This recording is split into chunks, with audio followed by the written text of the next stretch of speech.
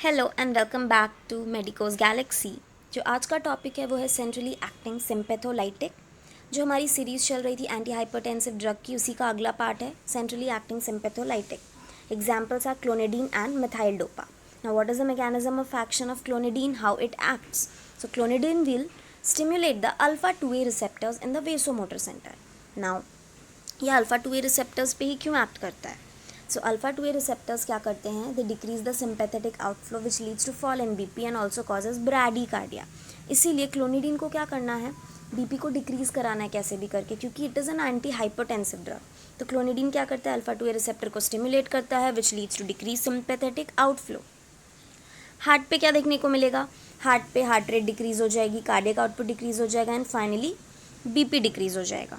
Blood vessel पे क्या देखने को मिलेगा कि पेरिफेरल रेजिस्टेंस कम होगा और बीपी डिक्रीज हो जाएगी।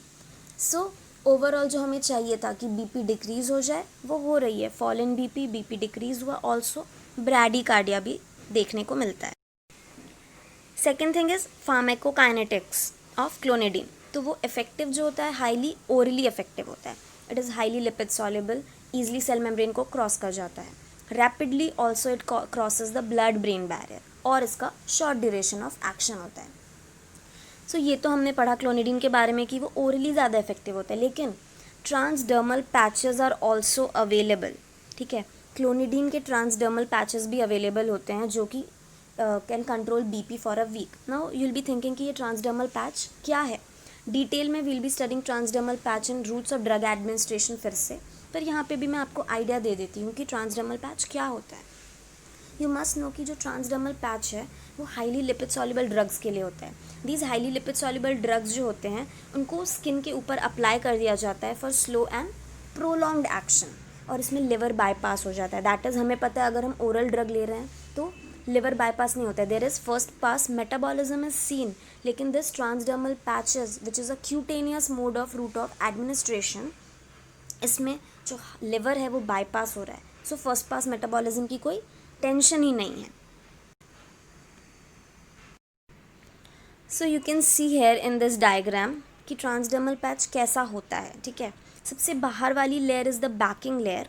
ठीक है, and there is a rate controlling membrane. इन दोनों के बीच में होता है ड्रग रिजर्वर जिसमें अपने ड्रग फिल्ड होता है, जो कि स्लोली एंड प्रोलॉन्ग्ड एब्जॉर्प्शन धीरे धीरे होते रहता है।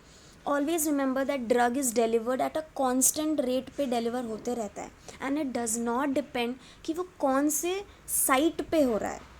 मतलब साइट पे अप्लाई हुआ है इससे मतलब नहीं, स्किन पे अप्लाई होता है हुआ है तो इसका मतलब ये नहीं कि it will only act on skin, it will act on chest, abdomen, upper arm, lower back, everywhere it will be utilise. फिर एक अडेसिव लेयर होता है, फिर सबसे लास्ट में एक आउटर लेयर होता है which needs to be peeled off, जिसको हम ये वाली लेयर को रिमूव कर देते हैं जब हम स्किन पे अप्लाई करते हैं। सेकेंड थिंग जो याद रखने वाली बात वो ये है कि जो ट्रांसडर्मल पैचेस हैं वो सिर्फ क्लोनिडीन के नहीं, अदर ड्रग्स के भी, जैसे glyceryl, trinitrate, fentanyl, nicotine, estradiol, ये सब के बेसिकली इंडिया में यूज़ होते हैं। बट क्लोनिडीन, हायोसिन, ये सारे ट्रांसडर्मल पैचेस इंडिया में यूज़ नहीं होते हैं आज। Okay, coming to the last things that are uses and the adverse effects of clonidine. तो यूजेस हम पढ़ ही रहे हैं किसमें? एंटी हाइपरटेंसिव ड्रग, तो हमें पता होना चाहिए टू यूज इन हाइपरटेंशन। ठीक, second thing to treat the withdrawal syndrome of opioid and alcohol addicts. जो अल्कोहल एडिक्ट्स और ओपियोइड का जिनको एडिक्शन होता है उनको विड्रॉल सिंड्रोम जो होता है उसको ट्रीट करने के लिए we use clonidine. Also it is use as a pre anaesthetic agent, anti-diarrheal in diabetic neuropathy and for prophylaxis of migraine, but mostly remember it for hypertension, withdrawal syndrome. Okay, now what will the adverse effects? CNS में तुम्हें पता है क्या cause करेगा? बोल सकते हो dizziness, headache, sedation, depression, और हमने पढ़ा ही था क्या कर रहा था? ब्रैडीकार्डिया, फॉल इन बीपी कर रहा था तो it was causing bradycardia. Nausea, vomiting, जो सब में लिख देते हो।